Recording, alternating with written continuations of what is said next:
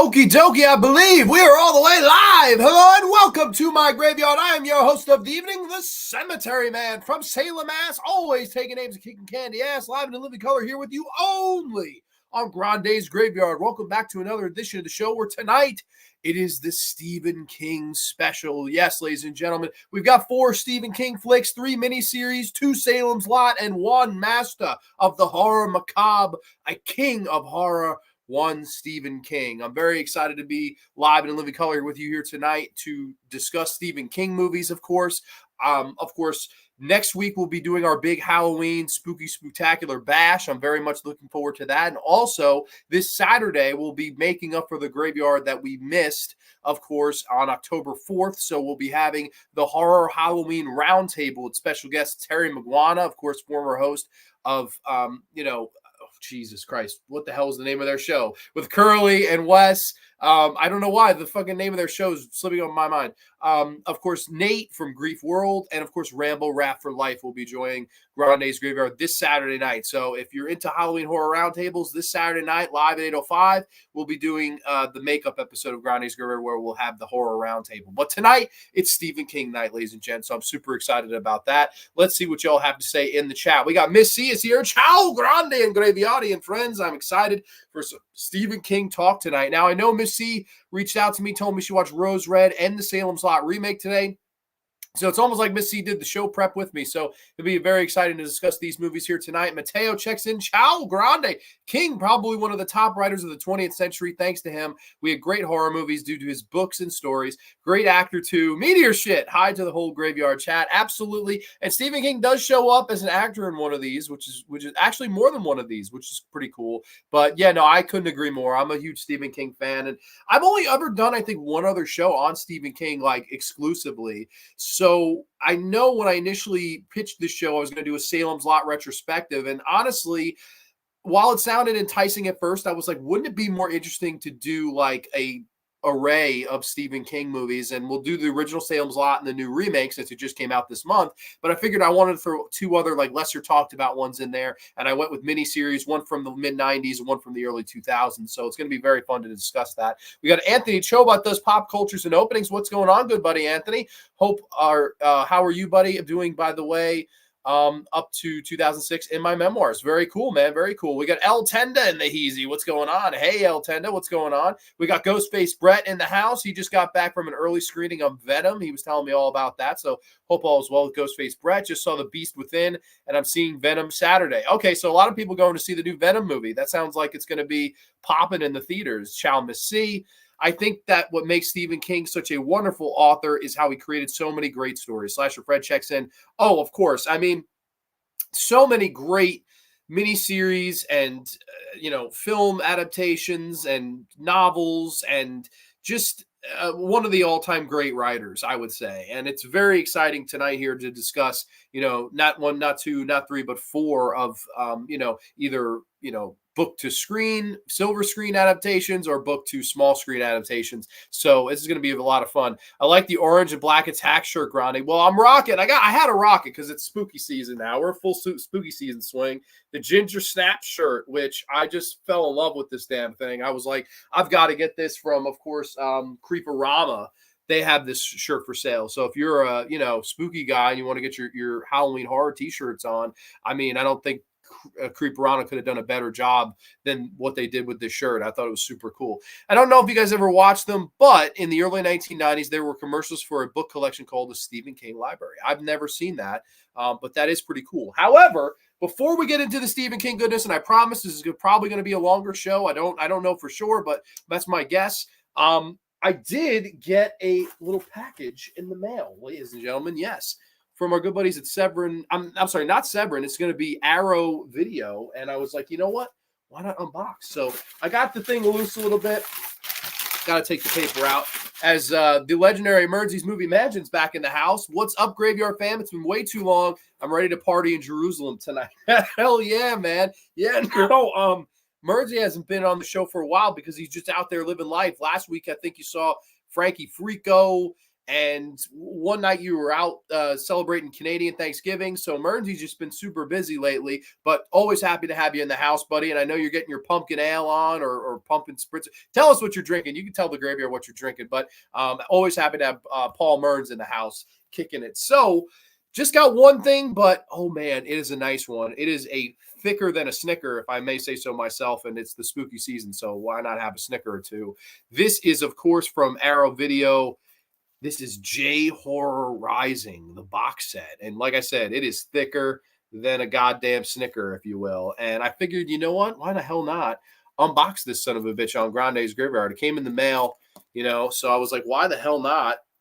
Because the night I got the T-shirts, I showed those off for the camera. So before we get into the whole thing and we can let people get in here, I figure we could show off this cool little box set. So I was super excited about this, me being a Japanese horror fan that I am. And I know that they've done these with the, the giallo, the multiple colored box sets. They've done the yellow, the black box, red box, blue box, like all these different colored ones. I hope they do that with J-Horror. Like, I hope this sells well, and then we get the blue box of the Japanese horror movies. And I appreciate they do have one big title in here, but a lot of these are like lesser known, lesser talked about Japanese horror titles. So I could show these off for y'all. Let's dump out the book of goodness here. We of course have a little Japanese horror booklet, which I haven't looked through.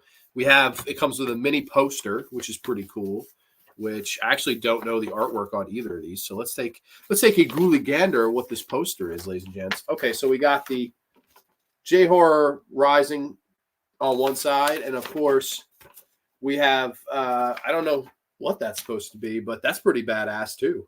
Cool little poster. I'm always partial to the posters. We of course start with the big one. This is the big one in the set, Noroi the Curse, which is one of the scariest movies I've ever seen in my life. If you don't believe me, check out Noroi the Curse, because this is an absolutely horrifying film with just so many. Oh, and this has some lobby cards, some pretty cool lobby cards in here. It does have the reversible cover art, which we'll have to take a ghoulie gander at. Why not? Oh, dude, can't beat that. We're gonna have to switch that up right now. That's gonna be my my go-to artwork here, because I don't know, the newly commissioned artwork's cool, but to me, you can't beat the original poster art, and that's some badass poster art. So Noroi the Curse, like I say, this is one of the scariest movies I've ever seen in my life. So highly recommend it. It's definitely the one of this box set that people are gonna know the most, and understandably so. This is a horrifying movie. We, of course, got Carved, the Slit Mouth Woman here, and, of course, Persona, which is a, double feature. I guess they're going to both be on one disc. Yes, they are, which one disc. They're all red discs, I guess. Pretty cool. I've not seen either one of those, so I can't say. Ingami is a pretty solid one. That's one I have seen. And, of course, we have St. John's Wort, which I have not seen. So this is pretty cool. Also getting that one, and then both on one disc as well. And then lastly, but not leastly, Shikoku and Isola, the multiple personality girl. So really cool. I was like really excited to get this, and I really, it's spooky season, and now I don't have real, a lot to watch for next week's show. So I could just kind of watch as a fan and not as a, a horror host, if you will. So that's going to be really cool to get into these. It's a box that I was really looking forward to. Of course, they're also going to release Tome on Blu-ray. That's coming, I guess, later in November. That's going to come out. So definitely, if you want to get your J-Horror fix, the J-Horror Rising box set is definitely the way to go. And you can, get it for, I think, a reasonable enough price. I got it for like 70 bones. I thought it was a steal personally. It goes for like $100 retail, but I think if you get it now, you can get it for like 70 bones, I believe. So I don't know. I was like really, really stoked to get that set. So just wanted to throw that out there. We get back to the chat. Where were we? I think we were here. Picked up some pumpkin cookies, and someone needs to take them away. Wow, that box is a beauty, buddy. Yeah, no, I was like, oh man, like I got to show this off on the camera tonight. Like I was going to do a separate video, but I was like, you know what? I just throw the unboxing in the beginning area. Pad the runtime a little bit. Little Roger Corman trick for you. Sick ass box set. I need to order that one and the Hellraiser one. Get in my Trick or Treat 4K soon. I love their release of Friday the 13th. 2009 at 4K. Yeah, I've heard really good things about the Trick or Treat release, although I was surprised they didn't do the big box collection. That's a movie that definitely did need a 4K special edition. I'm happy it got the Arrow treatment for sure. Color. Here for some World Series chants. Oh, geez. Pat, I hate the Yankees. I would cheer for North Korea if they played the Yankees, so I will never cheer for the Yankees. Can we see a Juan Soto poster? Juan Soto, go fuck himself. Arrow put out Toho's Vampire Trilogy. They do some great box sets. Okay, very cool. I didn't know that. And Justin H, of course, checks in. Justin, always good to see you in the graveyard. The Langoliers is a cool movie, one of my favorite King films. I would have to agree with you there. I actually really like the Langoliers. I know that it's one that has a reputation, and it definitely, I have always said, has a shining black eye. But I have some fun with the Langoliers, and I'm actually very excited to review it here tonight on the show because it's going to be a lot of fun. The Langoliers is like a Twilight Zone episode. It is, and it has several references to the actual episodes of the show, and I will tell you what those are when we get into it. Langoliers, for been a horror of the mid-90s, is a masterpiece. Being a horror of the mid-1990s is a masterpiece. I really like the Langoliers too, so we'll get into it. Not a bad place to be. J-Horror Rising is about $60 on Amazon. Okay, so there you go. You get it for $10 cheaper on Amazon right now. Hey, Jinja Ninja movie reviews in the Heezy. What's going on, good brother? We got Tom, the Undead of Night. I gotta love the icon tonight, the little profile picture tonight, because we'll be discussing some Barlow only on the graveyard. Will agreed. Justin, hey, the Langoliers is a cool concept, just not as well executed as it could have been.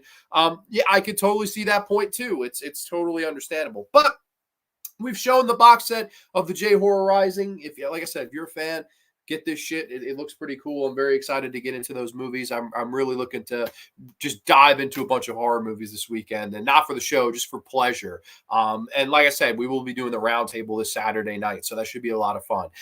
But without further ado, I guess we can jump right into this thing with the Stephen King not retrospective, I guess, more Stephen King special, if you will. Like I said, we have 4 King films, 3 miniseries, 2, of course, Salem's Lots, and 1 Master of the Macabre. So I guess we could start chronologically. We can probably go in order of how these were released. I figured that would be a fun thing to do. And of course, it would start chronologically in the year 1979. Of course, 1979, this was just a few years removed from Brian De Palma's Carrie, which was the very first, novel to screen adaptation of a Stephen King story. And then, of course, the next one would not come until 1979, where it was novel to small screen, novel to television series, miniseries, if you will, in a 3-hour special directed by the legendary Tobe Hooper, who had come off the Texas Chainsaw Massacre, which recently celebrated its 50th anniversary. So happy anniversary to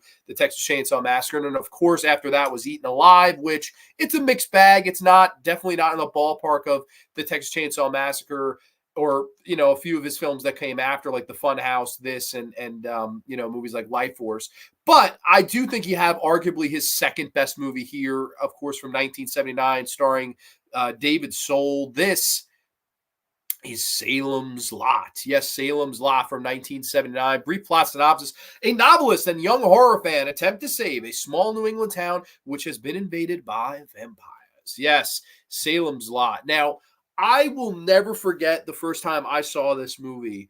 I was scared half to death by it, and I still think to this day this is a very effectively scary horror film on its own 2 legs, and it's really not worn or aged in a poor way at all. If anything, I think it's gotten better with age. I mean, this is a movie that's 45 years old now, and I still think it's as scary as the day it probably premiered on TV. I think Tobe Hooper's direction here is truly great. I mean, that's the thing about Tobe, and I've been one to, I don't get me wrong, I've teased Tobe Hooper. Tobe Hooper's made some bad films, whether it be Crocodile or Jinn or Spontaneous Combustion. I mean, Tobe made some bad movies, there's no doubt. But the thing you have to remember, the thing you can't forget, is that Tobe Hooper loved the genre. And Tobe Hooper, when he was on, could make a masterpiece and could really make a truly fantastic horror film. And I think that's what he did right here. Now, of course, this tells the story of David Soul's character, who's the writer, Ben Mears. He comes back into this town where he grew up in. And of course, slowly but surely, we get to meet some of the other characters in this town. Of course, one played by James Mason, who James Mason I'm a huge fan of, whether it be movies like this or Lolita. I always loved him in Lolita the most. I thought he was just money in that movie. Here, he was sadly towards the end of his career and life. He was 5 years away from his, sadly, his final year. As an actor and in life. Of course, he died of a heart attack, I believe, in 1984. So rest in peace, James Mason. He's in this. He does look a little tired, does look a little worn down, but I truly like him in this movie. I think he does a really good job. Of course, you do have Lance Kerwin in the film. You have Bonnie Bedelia in the movie. A lot of good character actors. Of course, I always remember Fred Willard is in it in a small role. Jeffrey Lewis, Kenneth McMillan plays the sheriff, or the I guess the chief, if you will. It has a good cast. It has a really good cast of all these people that you're going to recognize, and that's a recurring theme on this show here tonight. There's a lot of good casts in the movie that we're going to be talking about here.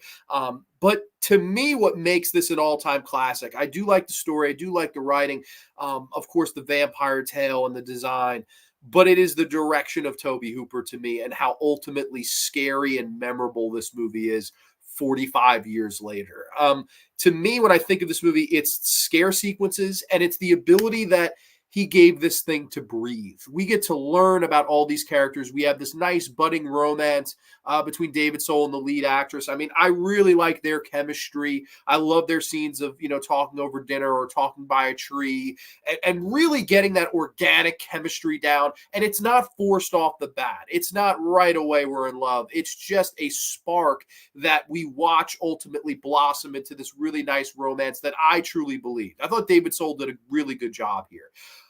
Of course, I would be remiss to not mention how great the scare sequences are in this movie. Now, to me, the scariest and the best sequence in this movie is when they're moving the crate containing Barlow from this store to the house. They're moving it to this house.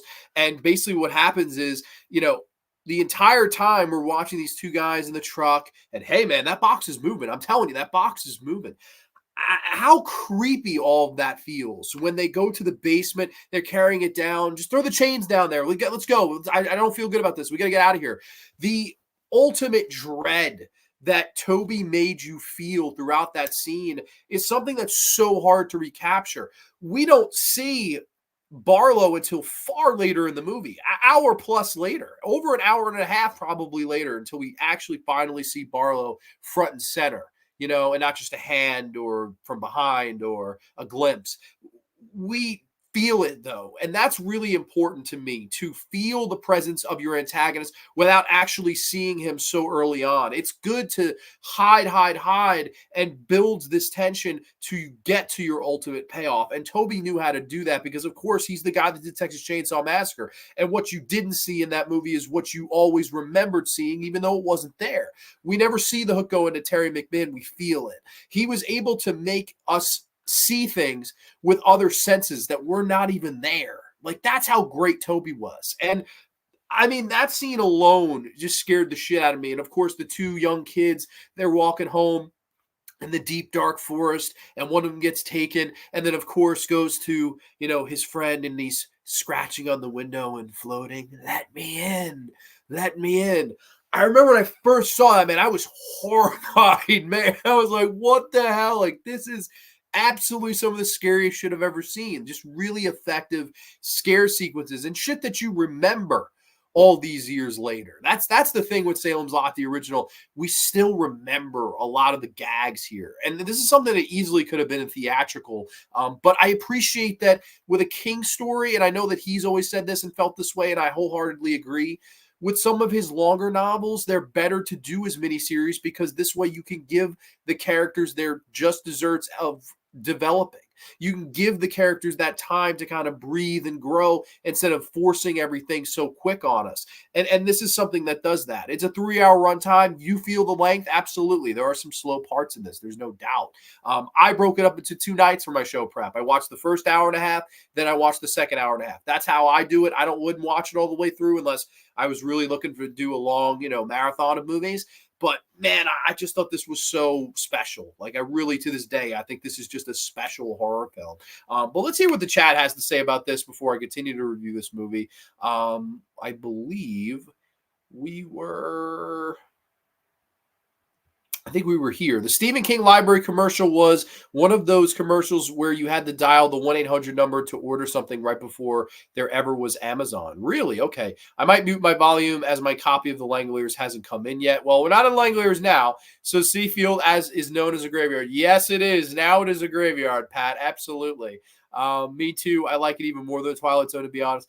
But I'm pumped to hear John hype the Langoliers. Love Salem's Lot as well. I do as well. The original Salem's Lot is the vampire version of Invasion of the Body Snatchers, where it has people being taken over by something very evil. That's a good way to put it. Absolutely. Hit the like button. Thank you so much. Ginger says, still have my DVD of Salem's Lot and the remake.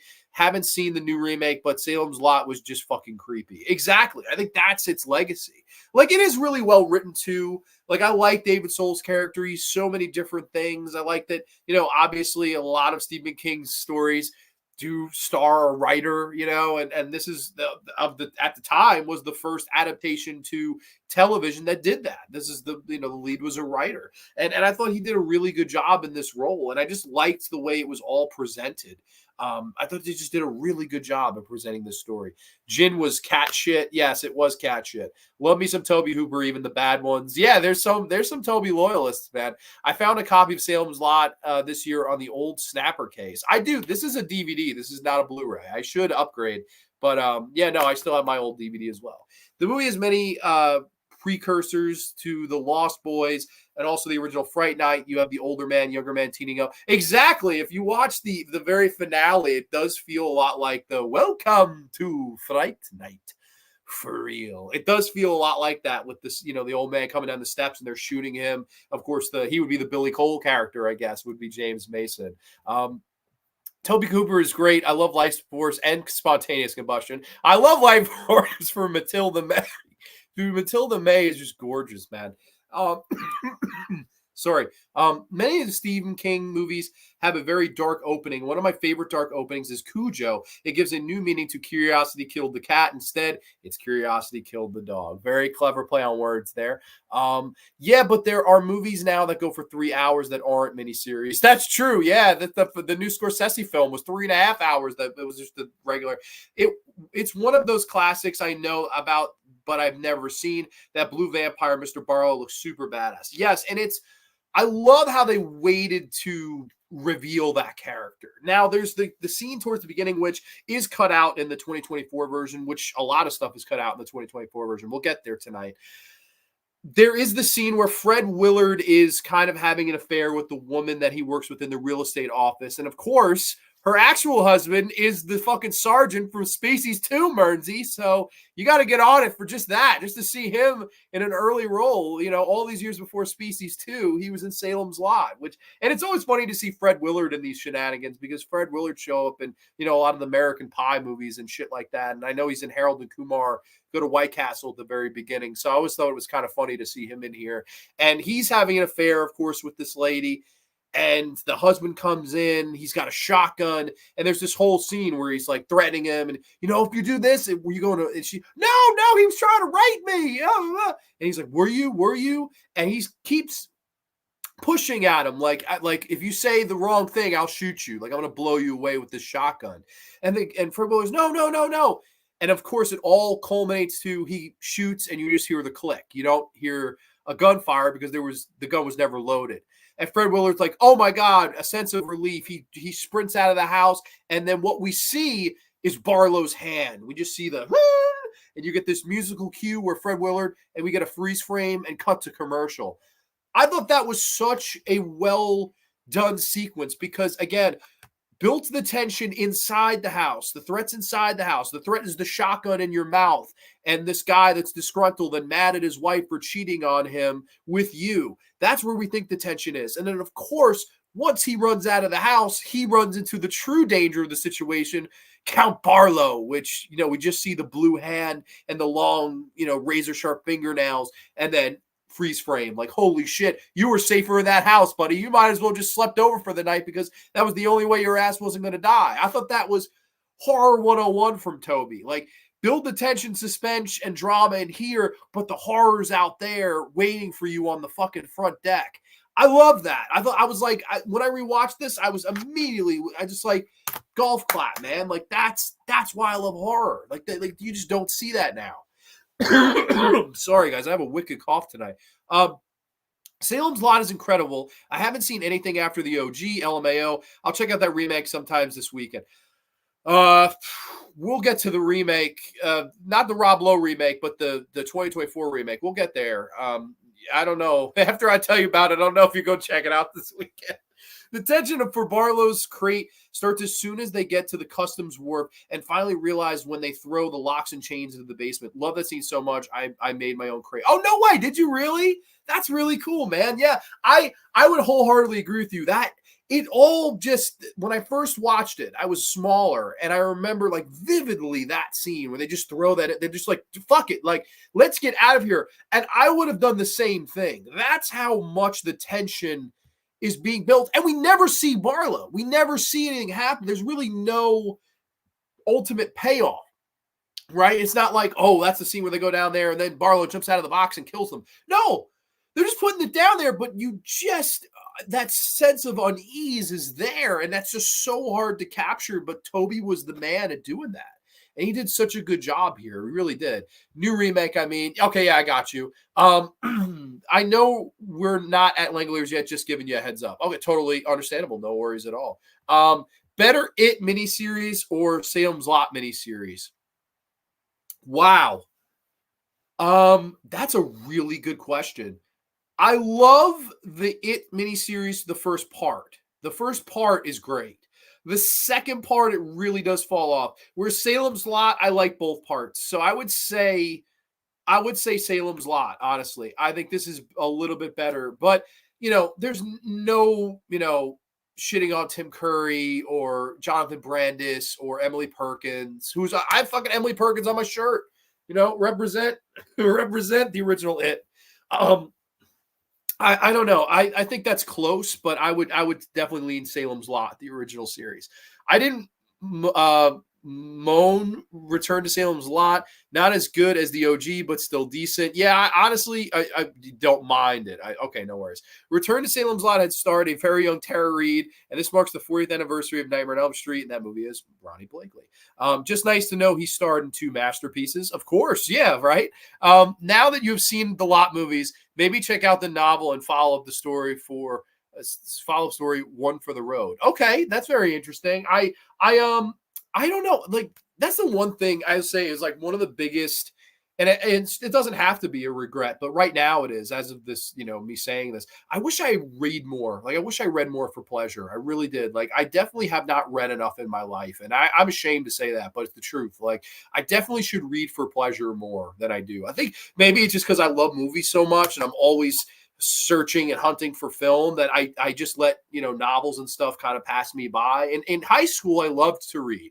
I got super into reading in high school. And I remember being like, after college, I'm going to get it back into reading. And man, once you work an 8 to 5 job, you're like, oh God, like you just pooped after the day. So you want to just sit down and be lazy. And I really got to stop doing that. I've got to read more. So I will definitely take you up on that. One for the road. Hello all. Salem's Lot miniseries is the best Stephen King TV adaptation ever. Holy cow. That is a hot take from Terry McGuana, who'll be on the show this Saturday night on Grande's Graveyard. Welcome back, Terry. Hope all is well with you. I think that it's quite a coincidence that Salem's Lot came out the same year as the Nosferatu remake, with, of course, the voluptuous and one of the best actresses ever in Isabelle Adjani, who I just adore. And I love that movie as well. And there's a lot of similarities between this and the Dracula story. Like, to me, this is basically Stephen King's Dracula. I mean, I know it's Salem's Lot. I know it's his own. It's not like one of those where there's so many parallels that why didn't you just call it Dracula or Nosferatu? It's not that situation, but there are a lot of similarities and nods. And of course, I always loved the kid character in this. I always thought he was just fucking great in this. As like, I guess, a precursor to what the Tommy Jarvis character becomes in the Friday the 13th movies. Of course, this young kid that loves horrors and monsters, and his whole bedroom is covered in posters and statues of the Wolfman and these, cool like little miniature sets. I loved that. I loved to see that the lead kid in this was this big diehard horror fan. And I liked that here they let the connection between he and his parents breathe. Like at first, when we meet the parents, the father is kind of like, like I don't like our son watching all this. I don't like our son being into all this. But there's a really nice, like, heartwarming scene where towards the middle of the movie, I want to say like the 2 hour mark, somewhere in there, where he confronts the son and he says, "Hey, can you get out of these handcuffs?" And yeah, sure. And I won't make them too tight. No, make them as tight as you can. That's the whole fun of it. And he gets out of it and he's like, "Oh, wow, it was really cool, son. And hey, do you want to tie me up? You can tie me up this way, this way." He's like, "That's all right." Like, I liked that they gave the dad a little humanity. Usually in a story like this, the father is very one-dimensional and it's, "You need to do your work," and this is all nonsense and garbage. Like, I hate to do this because I do love Creepshow and I do love Tom Atkins. Thrill me. The Creepshow, right? Like the beginning of Creepshow where all this horror crap, I took care of it. Like that type of character I was expecting when I first watched this for this guy to be, especially the way they set his character up. And no, he's not. It's not his thing. He's not really into it, but he does love his son. And there's the scene where he, "Son, did you have a bad dream? I heard you call out." And it's after the small little vampire child is scratching on the glass. "Let me in."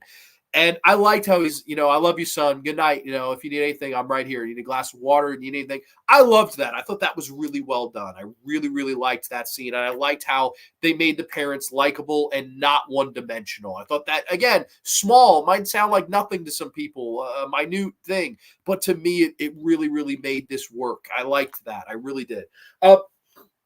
Now, I will say that there are parts where it does slow down. I think that's the only knock, so quote unquote, that I could put on it. It does have some pacing issues. Could it have been 20 minutes shorter? Sure. But I think at the same time, it really does work overall. Like, I like this a lot. There's the great scene with Jeffrey Lewis. He's the grave digger, and this is the day after this one boy dies from, they think, lack of blood loss, but of course it's from being bit.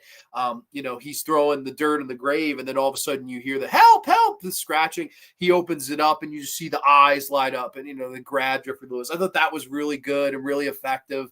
I love that. Of course, it all does lead up to this big finale in the house where James Mason is revealed to be, of course, the protector of this thing. And we see Barlow in its full kind of glory. And it's just this creepy blue design with those hypnotic, like yellowish, shiny eyes. Just terrifying visually, really, really terrifying visually. I loved it, man. I love the finale of this. I just think it's fantastic. And then, of course, we do get some things with the lead love angle, which I liked. And I don't know. I think Salem's Lot is just tremendous overall. I really enjoy this movie. I think it's just a horror classic. I really do. Like, to me, when you're talking the all-time great Stephen King adaptations, I think it would be in my top 10 for sure. I really do. Like, I don't know, where it would be in the top 10. I've never sat down and say, "Hey, this is my top 10 Stephen King movies." Maybe that would be a show for down the road. But I think this would crack the top 10 for sure. It has a little bit of everything. It has really good acting, really good scare sequences by Tobe Hooper. They really got the right guy to direct this. Creepy visuals, creepy vampire, great tension, great writing and great characters. I really just think this is an overall home run. And I would give it like a 9 out of 10 as an overall score. So I really love the original Salem's Lot, a horror classic in my humble opinion. Let's see where we were. I think we were here. I had this. I love the series Haven. Okay. Have you seen Chapelwaite series Salem's Lot before Barlow gets there? I have not. I've not seen that either. Is that new, old? I've never even heard of that, to be honest with you. Let's see. I recall reading that Tobe Hooper never felt starstruck except when he had James Mason cast in Salem's Lot. And man, I got to be honest with you, like, watching this over, I didn't realize when the first time I watched this, but James Mason looked so tired in this movie. Like, he does a good job. He's still James Mason. He's still a freaking legend and an icon. But it was sad to me to see him in it this time. Like, he looked run down and kind of tired throughout a lot of this. Now, of course, the guy playing the lead cop, Kenneth McMillan, he would show up in Stephen King's Cat's Eye. He's the guy just keeping you on your toes in the segment where the fucking guy has to go around the ledge. I mean, I love Kenneth McMillan. He's great to see as the babyface, like, cop character in this, whereas in that he's like this evil, scummy, crime boss guy. Like, I love Kenneth McMillan. He's great. Just brings a great energy to anything he's in. It's easy to forget what groundbreaking piece of TV that was, so much so that it got a theatrical release here in the UK. Really? That's really interesting. I did not know that it got a theatrical run in the UK. That is really freaking cool. I would love to see this in a theater. That would be, dream come true. On the DVD, Terrence, it included a trailer which has a added scene: a dead man is upstairs.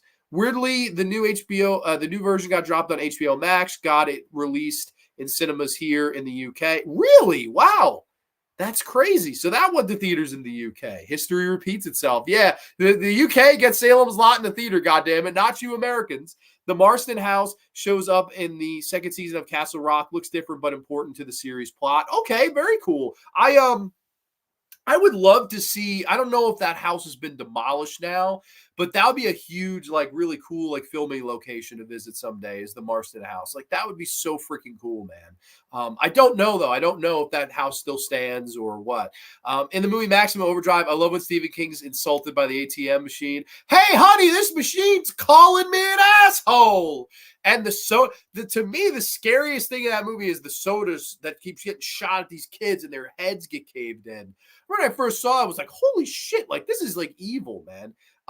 Chapel Wait series was about 3 years ago. Okay, so fairly recent. Okay, so that's interesting to know. But yeah, no, Salem's Lot, a horror classic in my opinion. Highly recommend you guys check this out if you have not seen it already. If you've been living under a rock, I don't know. Well, Cat's Eye has many reunions with two of King's movies. The cat is chased by Cujo and is almost run over by Christine. Absolutely. Really? Marston wasn't a real location, just a facade on an existing house. I didn't know that either. Okay, so look, I did not know that. That is crazy. So just, oh, wow, that's kind of a letdown, actually, to be perfectly honest. That's a letdown. I know. With Rose Red, that's a whole other story with that. So we'll get there. But chronologically going by this is what I said I was going to do. I say we move on to, of course, 16 years down the road, where we get a controversial one. A lot of people think this is like one of the most hilariously bad Stephen King adaptations. Some people in our chat earlier were saying it's a masterpiece. I have always had a huge guilty pleasure liking for it. I don't know why, but it's just always one I really enjoyed, even though people have teased me over the years for liking it, but that is fine. Of course, this is from the year 1995. This is the Langoliers. Yes, brief plot synopsis. On a red-eye flight to Boston from Los Angeles, 10 people wake up to a shock.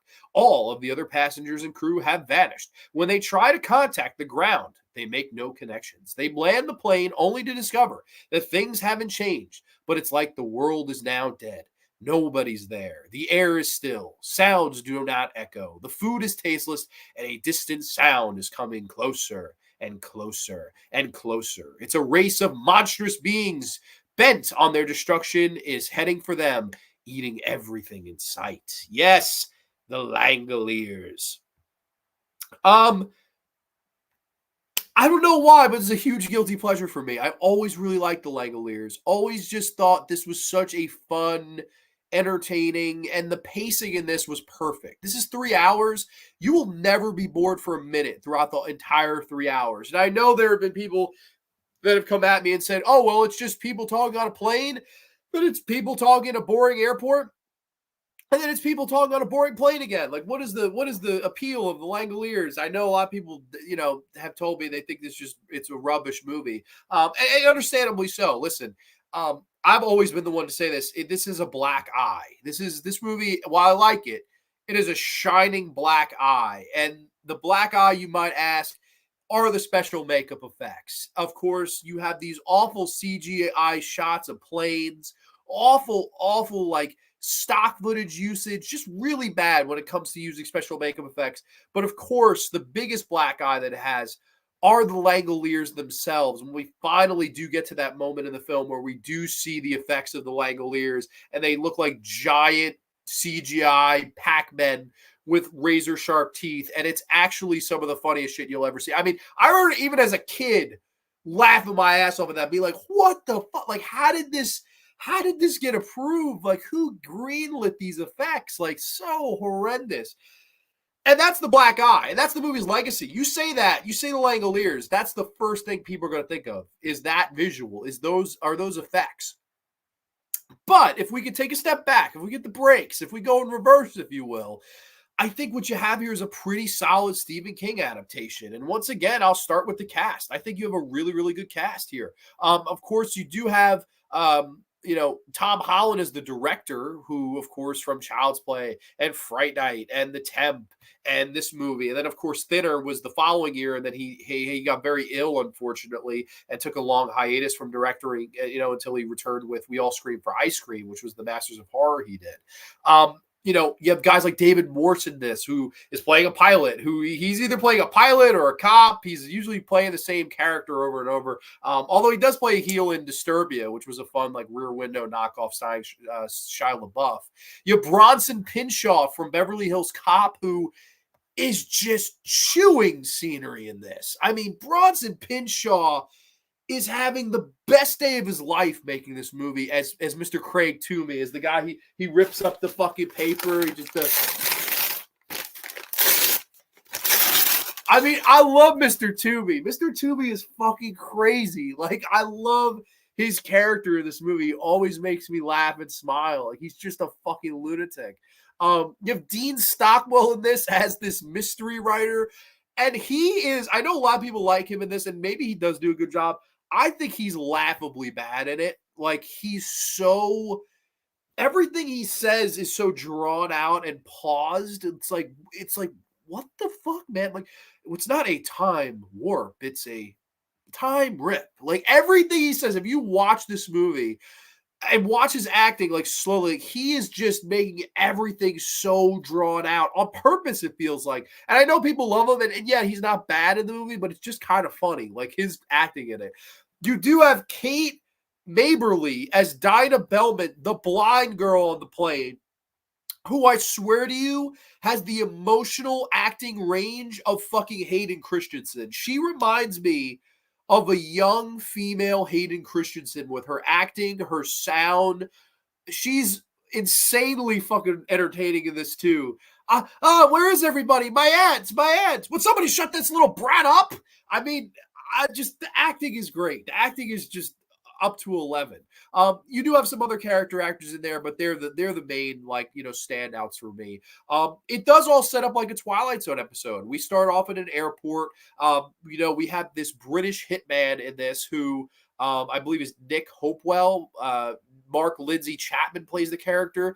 He does an okay job. He's hired by Tom Holland. Funny enough, Tom Holland has his director cameo right in the beginning to kill one of these people on the plane, and of course we see that it's the woman playing Laurel Stevenson, of course, Patricia Wettig, who is like a teacher. She was this innocent bystander in a crime. She witnessed it and is going to testify eventually. So he's hired to kill her ass, basically. He goes onto the plane. We have, of course, David Morse, who's this pilot, and they notify him, listen, your ex-wife died in a horrible fire last night. We think you should take the first flight to Boston back home. And he's like, okay, I will. So he hops on the plane. We have all these colorful characters on the plane. And then basically what happens is overnight, just a few of them wake up and everyone's disappeared, but there are some things that remain behind. Earrings, hair pieces, pacemakers. It's really weird. Where have all these people gone? And then, of course, we get these kind of discussions. And it feels very Twilight Zone-y, very Twilight Zone. Like, what happened to these people? Why are we still here? Where did they go? What's going on? Of course, they do land the plane at this airport. And then, of course, they start to see that the world around them is a little bit different. And, of course, Mr. Toomey, who's this crazy lunatic businessman who is, like, lost all this money, like $43 million deliberately, to these companies looking to go down. He tells the story of the Langoliers and that the Langoliers are going to get him and all of them. And he tells this great story. Well, my father used to say that the Langoliers were these little creatures that lived in closets and sewers and other dark places. And they were not like elves, nothing quite so pleasant, I'm afraid. He said that all all that was on them were hair and these teeth and little fast legs. Oh, those little legs had to be so fast so they could catch up with all the little bad boys, no matter how fast they scampered. I love the way he tells the story. And they build the aura of the Langoliers. And Dinah's asking him, what are they? What's coming for us? And she could hear them, obviously, because she has like super sonic hearing. She's this blind girl with all of her other senses heightened, so she can hear really well. And she tells him, she's like, something's coming for us. Like, she's like, I can hear it. Like, we're in deep, deep trouble, and they're going to kill our asses if we don't get out of here quick. And a lot of it is this big mystery and a lot of interesting, like, philosophical conversations as to what's going on here. And, why is the sandwich flat? Why is the beer flat? Why is all these things not how they usually are? And I thought it was all interesting. I really do. I thought all of that stuff was interesting. I thought, of course, like I say, Bronson Pinchot, his acting is just so over the top that you just laugh every time he's on the screen. Of course, there's the infamous voice crack that everybody mentions. And, hey, sir, you got to watch yourself. You're scaring the little girl. And he goes, scaring the little girl. He fucking voice cracks really bad. And it's, oh my God, dude, you will laugh your ass off watching it back. Like, it's one of those, you just rewind it back a few times. It's just, you'll laugh every freaking time. It's so goddamn funny, man. He's insane in this. And of course, as we kind of move on, we get more and more divulged about the mystery, and Dean Stockwell is slowly but surely kind of putting this together, how they went through a time rip and they're in like a alternate dimension, and it's the past, and that's why all the food is not tasted right. It's tastes spoiled. That's why all the beverages are flat. That's why everything in this world is lifeless, is colorless, and Tom Holland kind of had them dull down the color grading so this world would look as dull as possible, which I thought was an interesting way to do it. And then, of course, slowly but surely, we hear in the distance these monsters coming towards us to try to slowly build the tension. I really like that. I thought the setup was good. It felt very Twilight Zone-y. There are Twilight Zone references, like I said. Of course, if anyone has seen the Odyssey of Flight 33, that's one that's directly basically what Stephen King, I'm sure, was inspired by. It's a bunch of people, they're on an airplane, and then, of course, they go back and they're in the dinosaur era. And then they go up again and they're in, the 1930s World Fair. And no matter every time they go through, they can't get back to their right time. So that's something that Stephen King totally borrowed from, and you can see that here. Of course, Mr. Toomey keeps going on and on and on about his meeting in Boston at 9 a.m. Any Twilight Zone fan, if you're a diehard, if you know your Twilight Zone, the episode "Will the Real Martian Please Stand Up?" the guy who ends up being the Martian in the diner, he keeps going on and on about a meeting he has in Boston at 9 a.m. So that was a nod to that episode of the Twilight Zone. There's a lot of like Easter egg dialogue from Stephen King here that is nodding the Twilight Zone. So if you're a fan of the Twilight Zone, if you know your stuff about that show, there's a lot of Easter egg lines and dialogue and of course inspirations that you could see sprinkled throughout the Langoliers. And me being, that's my all-time favorite show is the Twilight Zone. I mean, I was always like, a pig in shit when I saw that. I was like, that is so cool. Like, what a cool way to pay homage and still being your own thing, right? There's no Langoliers episode of the Twilight Zone, which, maybe that was for the best. Of course, this all culminates to, it's a 3 hour, it's an hour and a half for each episode of a 2-episode miniseries. This all culminates to, what are the Langoliers? What are they going to look like? And hence why I said you get the big black eye when they're finally revealed. These giant floating CGI Pac-Men with razor teeth. And Mr. Toomey hallucinates that he goes to this meeting finally. He's all this blood all over his face. And Stephen King, who else but Stephen King showing up in an acting role here, would be the guy at the head of the table. Mr. Toomey, so happy we could have you join us. And let me ask, how much have you made for me?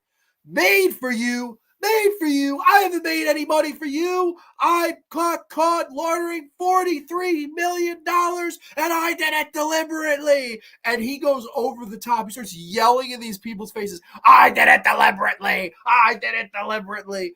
Dude, every time I watch that, man, I will fucking knee slap. Like, that shit's so funny. I did it deliberately. Like, I don't know why, but that shit to this day makes me crack up laughing. And it's Stephen King just shaking his head at him like, you son of a bitch. Like, You fucking son of a bitch. And then, of course, once that hallucination's over, he turns around and the Langoliers are there and they chase him down until they eat him.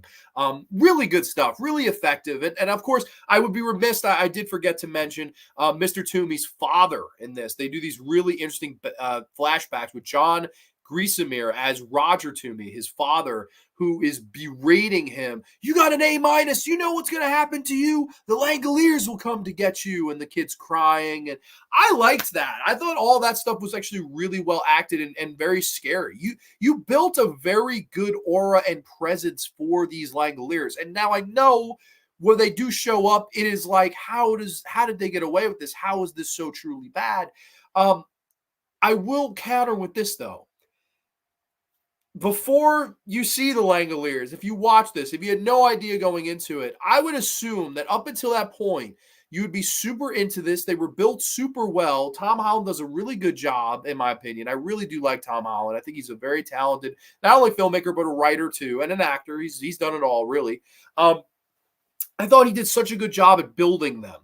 And then, of course, once you get to that reveal, it's like the biggest blue balls ever. Like, oh, that's what we've been talking about for over 2 hours, and this is what we got. So I could totally see, people being like, fuck this, or oh, this is one of the lesser ones, or this is a bad Stephen King adaptation. I get it. I really do. I can understand if you feel that way. I don't, though. I really think that overall, this is a really good one. And like, I enjoy the way it's all built up to, and I do think that as goofy as the things look, if it's funny, like you see now, you look at what George Lucas did with Star Wars, right? Like George Lucas, I'm going to add in this, and Greedo shot first, and I'll add CGI Hayden Christensen, and I'll add all these effects where they weren't needed. I'll add a CGI band in Jabba's palace. You look at Jimmy Cammey adding all this horrible CGI AI into True Lies and Terminator 2. You see all of these movies that didn't need the help, right, from these people going into the post-converting and messing with these movies that were fine the way they were. This is a movie that desperately needs somebody to go and fucking change the effects. If somebody went in and changed the effects and made them better, like defaked the fucking Langoliers themselves into something that actually does look scary, I really would have thought that this would have worked much better. I really think if you could go back and change those effects, boom, I think this works, and I think it would be perceived far better than it is. Now, it is very 1990s. It really, really is very 1990s feeling. Like the things they're saying, the things they're wearing, the neon shirts, the, characters. You have the nerdy guy. You have the, like over the top guys. I want to eat. I need to eat, You definitely have some 90s characters in this and 90s clothing and stuff like that. But I don't know. I thought it was sweet. Like when they go back up in the plane, they know that one of them has to be asleep in order for them to get back through the time rip. And of course, the hitman decides to do it out of his love for the woman he was supposed to kill. They have a nice scene there. And then, of course, they get back. We're back. We're here. We're the people. We're the people. And they have this, cute little, like, jump up in the air. They're like, yeah. Like, and that's how it ends in like a freeze frame of them like cheering. It's very of its era. I can see why people don't like it. I do, but I always really liked the Langoliers. I think it's, call it a guilty pleasure, call it whatever you want to call it. I enjoy this. I really do. I think from top to bottom, it's definitely entertaining. And I think that, the way the story is told and the way Tom Holland directs it is really solid. It just has that unfortunate black eye of the special makeup effects. And that happens sometimes, it's hard to do. Let's see where we were though. I don't even know. I went on and on and on. I think we were here. Well, Cat's Eye, I said that. Okay. Marson, no, we were there. We did this. The effects of this are amazing. Yes, they are truly amazing in one way or another. The Langoliers make me think of a bad version of Pac-Man. Yes, same here. That's exactly what they look like. They look like bad CGI Pac-Man. Bad CGI is so nostalgic for me now. I rewatched Blade from 98, and the CGI is dated, but that's what makes it cool for me. And yeah, even the CGI in Blade is like way bad. I mean, this is some of the worst CGI you'll ever see. Like, there's no, in my opinion, it's the worst CGI probably ever. Like, it's got to be in consideration for the worst ever when it comes to bad CG. I mean, it really is. Another one I have yet to see. Looks like a lot of fun though. Mersey, I think you would fucking love this. I really do. Like, I would be shocked if you didn't like this. I think this would be your cup of tea all the fucking way, man. I really do. Bronson Pinchot is an underused actor. He was an excellent in True Romance. Dude, I love Bronson Pinchot. I know a lot of people say he overdoes this role as Craig Toomey, but man, it's so memorable. I love how over the top he is. And they're coming to get me, huh, Dad? Well, I don't believe in them, and I'm going to go to my Boston meeting at 9 a.m. Like, he's just talking to himself. Like, he's fucking insane. I doubt Bronson Pinchot just stole this thing. Bronson Pinchot was also known for playing the foreign cousin on the comedy series Perfect Strangers. That's right. That's a show I've never really watched, to be honest with you. That's you talking to Slusher Fred. There is a Bronson Pinchot's flashback as a kid being yelled at. Thank you for mentioning that. Yes, that's yeah. He gets the B on his report card. His father he tells him about the Langoliers. That's one of the best scenes in the movie. That's such a good scene. The Twilight Zone, the arrival of the plane appearing out of nowhere, definitely a precursor. Sure, they all see certain things. Like, some of them see the plane as white, some of them see it as black, some of them see it as gray. That was all about the interpretation of horror and how everyone sees it differently. That's an interesting episode of The Twilight Zone. I guess I'm in the minority with this one. Not a fan of the Langoliers. The only King TV adaptation I think is worse is The Golden Years.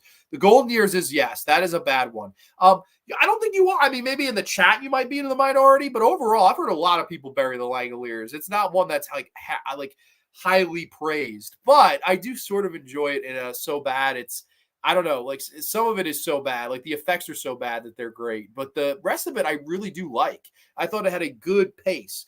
That Little Voices in the House, it's a great read. It's a horrible show. Fair enough. This was I think a story. I think it was Half Past Midnight, and that was like 4 short stories. It wasn't so. He did the one with the seasons, right? And you have The Body, which becomes Stand By Me.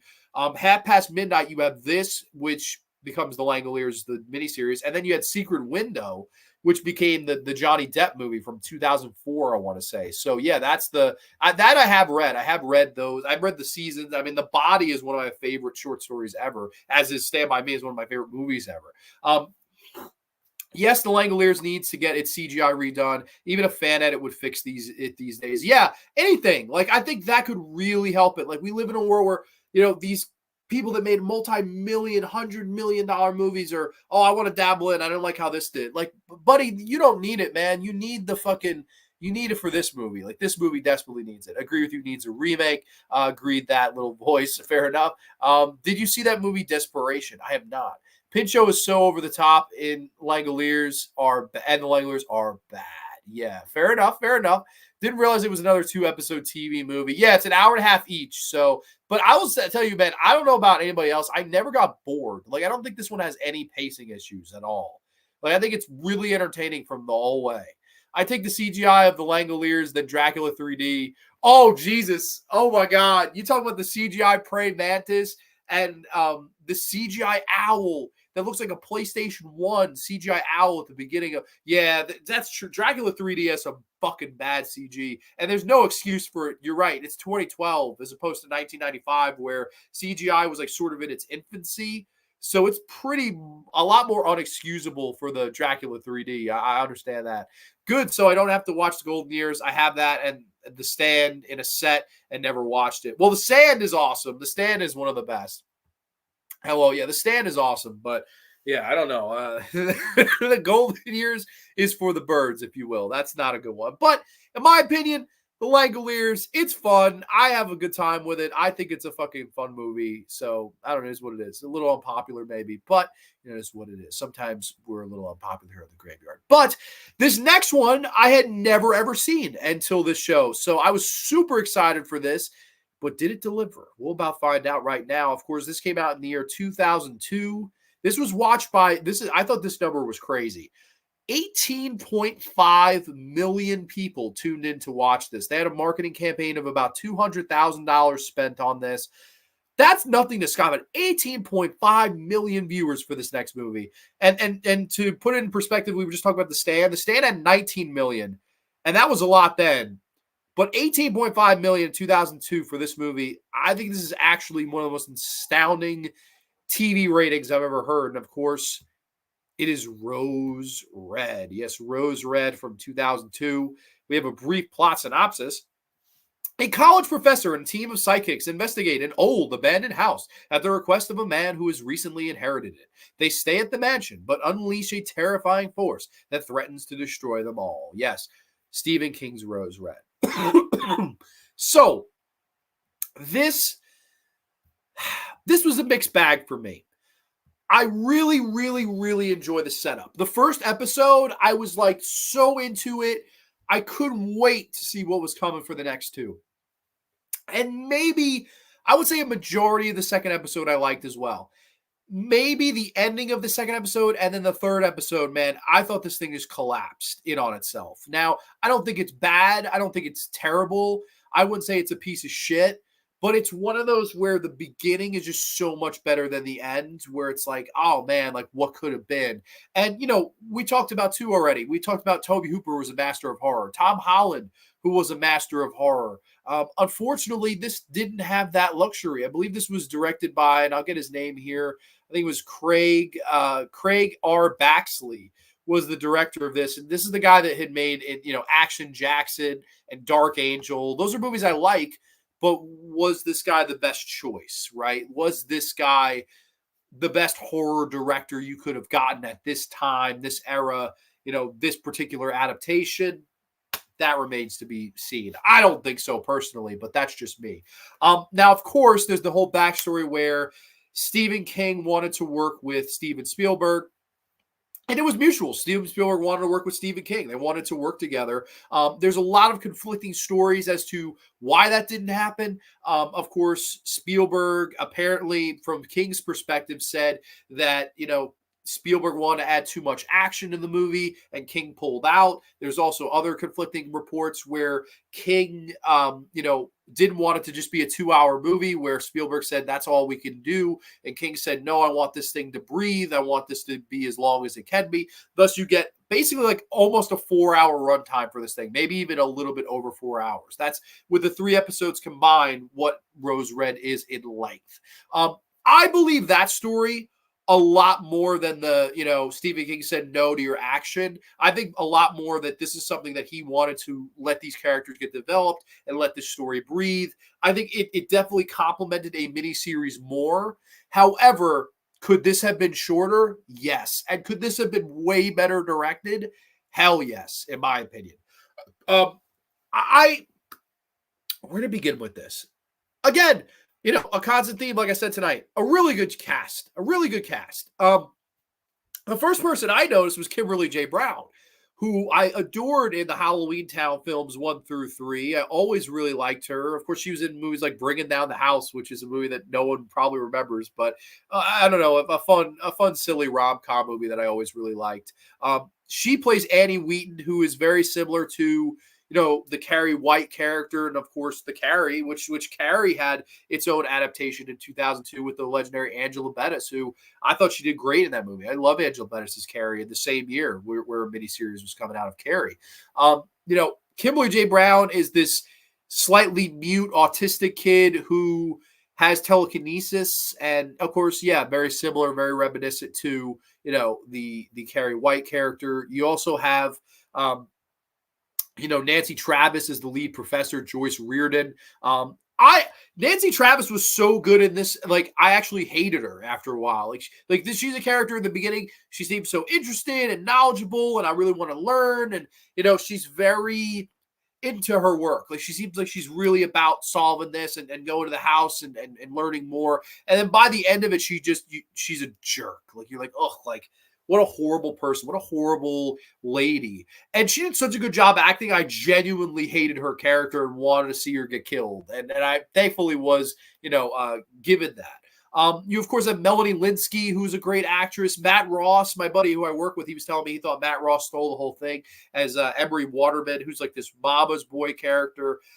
He does a really good job in the movie. Of course, the late, great Julian Sands as Nick Hardaway, who he was my standout in this. I thought he just did a great job. I just missed Julian Sands, man. Like Warlock, I just loved him. I thought Julian Sands was such a great talent. And it's just sad to me the way he died and all that. So it was nice to see Julian Sands in this. Kevin Tighe from the Cutting Cards episode of Tales from the Crypt. Emily Deschanel, who would go on to be in Bones. I mean, Jimmy Simpson. A lot of people you're going to recognize. Like every few. I'm sorry, folks. I need a drink of water. Sorry, y'all. I don't know. I'd shake the cold, and then it just seems like I got sick out of nowhere again. So I have no idea. So sorry about this, y'all. But as I was saying, a lot of good people in the cast. I really like this cast, and the setup is basically this is your haunted house type movie. And I know, I saw Tom in the comments say this is like his Hill House or whatever. That's totally a fair way to put it. I would say it's more like. In a way, I think it has like vibes of any like haunted house movie. A lot of people said The Haunting. I got Burnt Offerings vibes when the house you could see after someone dies, like the flowers are like shining more, and I was like, oh shit, like that is absolutely crazy. When you see that, I thought that was like, oh, the house is getting like a little bit of energy off these people. I thought that was cool. This is a hard one to talk about. Like, I don't know where to begin because it's 4 hours of shit. Nancy Travis teaches this class, and she wants to go into Rose Red. One of the professors in the school, he inherited the place, and he's like, hey, I want you to go in there, and look at this house, basically.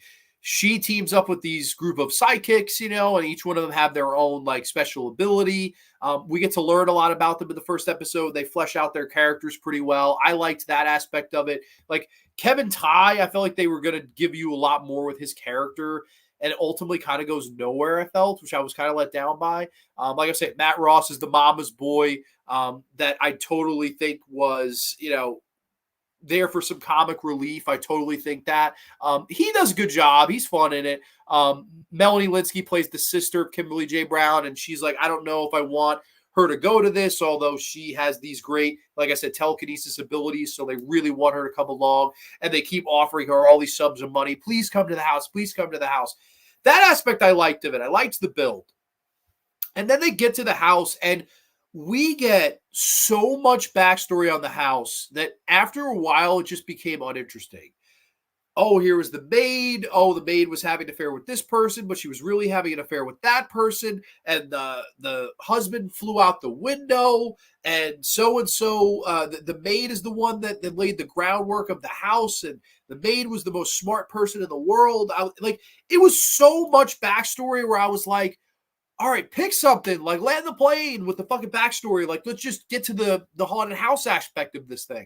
And there are some decent scenes. Like, there are scenes where, they're traveling, they're touring the house, and they have this like rope behind them. And they're like, hey, we'll use the rope to trace our steps.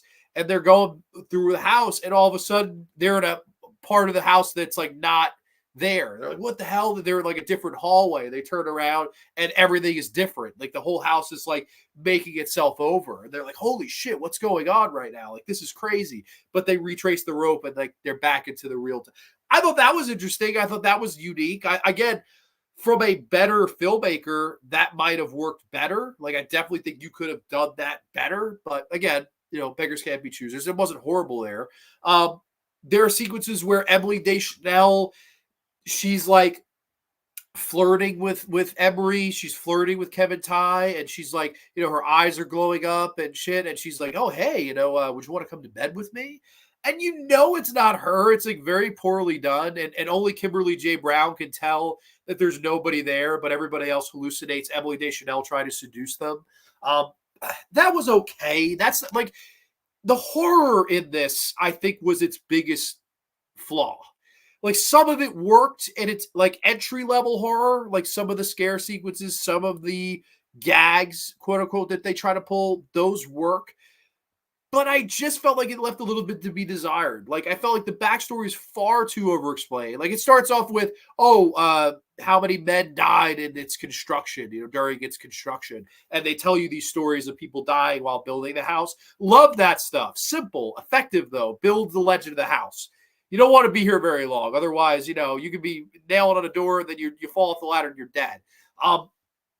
That stuff I liked. But when it got into like all of this backstory, especially with the maid, I felt it was so overdone with this fucking maid. I was like, how much?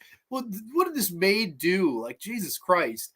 There are sequences where you'll see the maid like, welcome, we were expecting you. And, oh, thank you. And then, one of the guys gets taken away. I liked that. It all builds up to a rather weak finale, man. I don't know. I thought the finale of this was so weak. Like, the final episode as a whole, I thought was such a letdown considering how good the build was here. I don't know, man. I just did not care for this finale at all. Like, the finale, we'll get into the finale in 1 minute. I'm going to go back to comments and we'll get into because I need a fucking breather for this fucking movie, man. There is a fun sequence in the second episode where Stephen King shows up as a pizza man. And he's like, hey, it looks like you're having fun in there. I love that. And MSC just mentioned it as I said it too. Yeah, Stephen King is the pizza man. I thought that was great. Yeah, and like, oh, what's going on here? Any haunted house? Is it really haunted? And, it's the pizza guy shouldn't be asking so many annoying questions. And they slammed the door on Stephen King. I liked that. There's some good uses of classical music in this. You get the a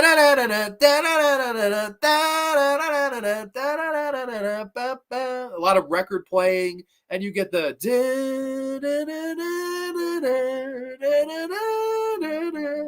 I liked that. I liked the use of classical music. If you do an old school haunted house movie, might as well have some old school classic music. I liked that about this. I thought it worked here. It helped create a mood. It does have a mood, and it does have good acting. It's just, I don't know. I think it's lacking in that horror department. But let me go back to comments. Let's see what you guys have to say about this. I believe we were right here, I think. MOON. That spells remake. LOL. Okay. Did you know that the scene where the rocks fall from the sky? Oh, absolutely, I did know that, and that is in the Carrie 2002 Angela Bettis movie too. That is the rocks falling from the skies. I will say it's a lot better done here than it is in the Carrie miniseries. It's the effects of the Carrie miniseries are pretty rough. I've been dying to hear all day to hear you talk about Rose Red. Oh, thank you so much. I appreciate that. Was Rose Red not made from what Stephen King was doing with Steven Spielberg when they planned to remake The Haunting? So basically, yes. Like, there's a lot of, like, all week in show prep, I've read so many different stories as to how that went down. It's to the point where I don't know what went down. I really don't. Like, I think it was just King wanted to do a 4-hour version. Spielberg said, we could do 2 hours. We have to, if we go to a fucking theater, we can't do a 4-hour movie. That's my guess as to what happened. But was I there? Do I know for a fact? No. Have I heard someone tell that story? Yes. But I've heard people tell other stories too, where Spielberg wanted to make it like more like Poltergeist, and Steven Spielberg said, go fuck yourself. Like, I don't believe that story. I really don't. Let's see. King's obvious rip on The Haunting of Hill House. Sure. The Haunting, a lot of them. You read my mind, Undead. Yeah. There's a prequel to this book. I've read that. The Diary of Ellen Rimbar, which also was a movie. The director returned to do that prequel movie, funny enough. So that's pretty cool. The 1999 version of The Haunting is pretty much what you get when Spielberg gets his way.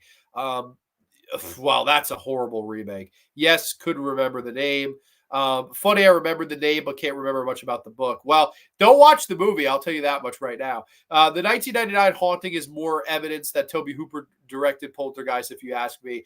Yeah, I know you were arguing that with me, though. I never saw it that way. I really don't believe Tobe Hooper did direct Poltergeist. Like, I do believe the whole conspiracy where that was King, but you put up a great argument for sure. That was very interesting. Very female-centric. All the guys are horrible, and then there's a stained glass window. I mean, yeah, that's an interesting way to look at this. I didn't really see it that light, but you're right. There are, other than Julian Sands, all the men in this are pretty horrible people.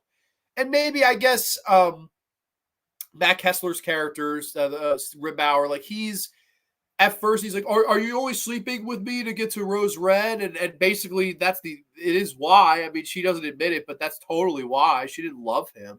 Like by the end, she's belittling him and all this stuff, and she's being a fucking bitch. So yeah, no, she clearly did. So she used his ass.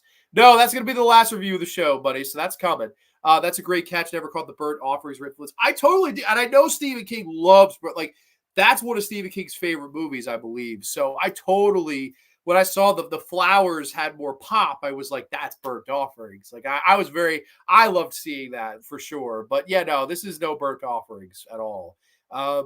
Not yet, Terrence. Okay, thank you. All of that is Rimbauer. Rose Red was a real location, a hotel next to a lake on Washington. Yes, and I thought some of the crane shots were really interesting because they were like right off an intersection. So we see this big intersection and then Rose Red, and they play like the score. I liked that. I liked those crane shots. I thought that was pretty cool. I prefer Zoe. You prefer Zoe. Robert Wise, The Haunting is still the GOAT. Okay. Stephen King as the pizza guy. Yeah, that was great. I agree. Hey, Grande, Kubrick lover in the house. What's up? Ribauer, I know nothing of Rose Red. Sorcerer by William Friedkin is one of Stephen King's favorite movies, apparently. Really? That's very interesting. But let's talk about the finale a little bit. The finale of this was such a mess to me. Like, you get a lot of like just splurge horror sequences. And after what, a 3+ hour build, I thought this is going to pay off. Like, you're going to have a big, big payoff, and this is going to be all worth it. And I thought that this is one of those movies that got progressively worse as it went on. Like, I loved the first episode. Second episode was mid, and then the last episode was just a disgrace. I thought it was just so poor. You get all these like really bad effects. You have this like carpet monster. Like, you see just this big bulge under the carpet, like grabbing at people. Some people might like that. I thought that was kind of weak, to be honest. You have all these ghosts kind of showing up and grabbing, Nancy Travis's character.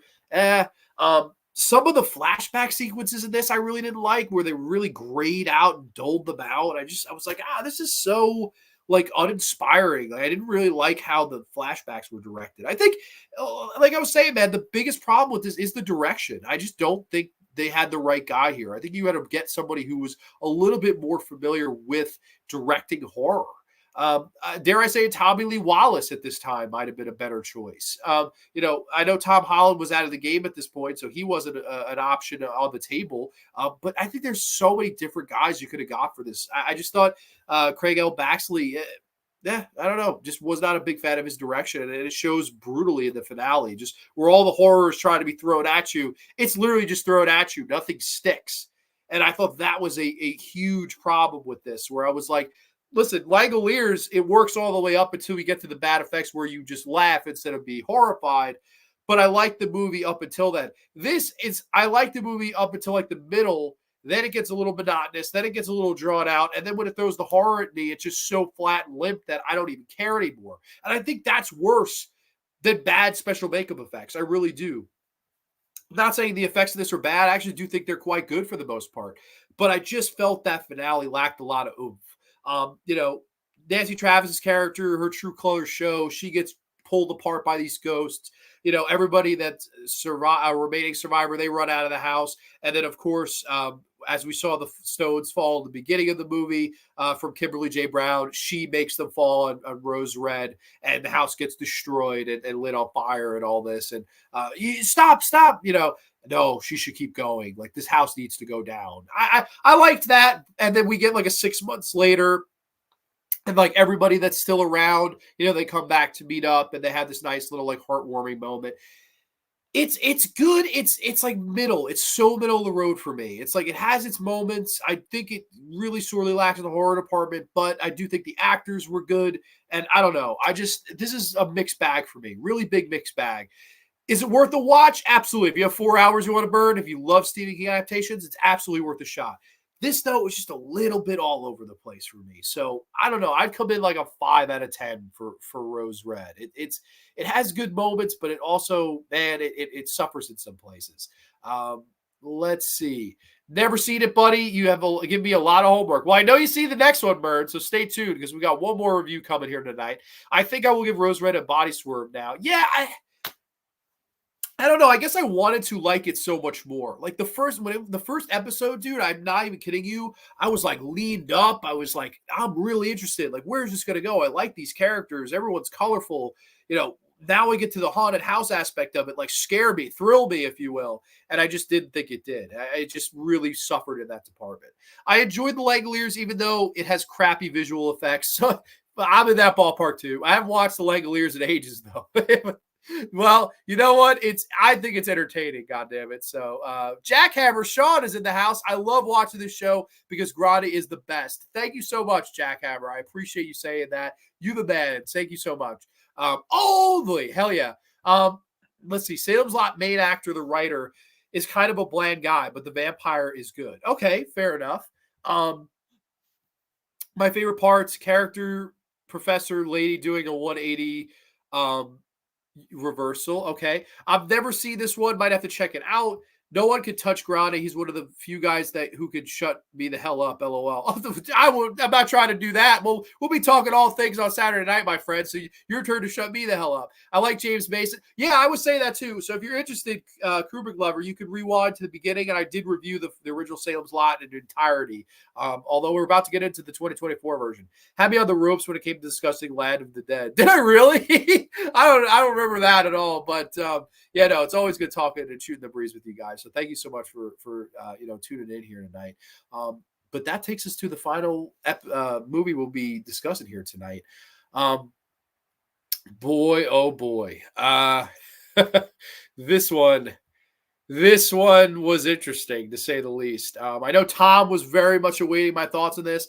I will say this in advance, Tom. If you liked this, I am so sorry in advance. I really am. But I'm always going to be honest with you, my friend. This was from the year 2024. This came out October 3rd. So this is literally what? 3 weeks old. It's 3 weeks old tonight, right? Wouldn't that be 3 weeks ago? I don't know. Somebody could check my fucking math, but I believe this was like 3 weeks ago. Yeah, 3 weeks ago tonight, this debuted on HBO Max. I'm talking about Salem's Lot of 2024. Now, of course, like I was saying, this show was originally going to be a retrospective of Salem's Lot. So I can briefly tell you my thoughts on Return to Salem's Lot and the Salem's Lot Rob Lowe. Return to Salem's Lot's a piece of shit. The Salem's Lot with Rob Lowe I've always made fun of, but apparently now people like it. And people have come out of the woodworks to be like, I like the Rob Lowe one. So maybe I'm due to rewatch it.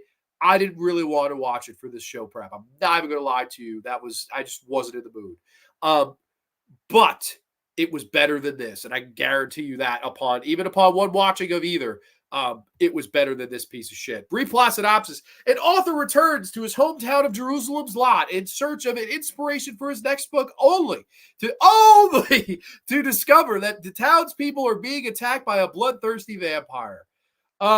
What a piece of shit that this was. Oh my God. I thought I would like this. This, of course, was directed by Gary Dauberman. And if you don't know who Gary Dauberman is, he has done a lot of like uncredited writing. I didn't realize he was uncredited writer for the fucking Nightmare on Elm Street remake, which I should have known right there I was in trouble. There was a lot of things in this which I realized I was in trouble. There was a poster of Trog on the wall in the fucking kid's room with Joe Crawford. I was like, I'm in fucking trouble if the production designer is a fan of Trog. If I had a white flag, I would have waved that motherfucker. I knew I was in trouble.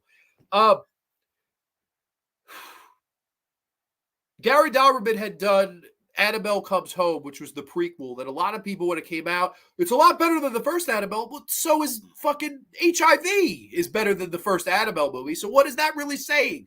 But I digress. This was fucking horrible. I know this was delayed for hell and ever.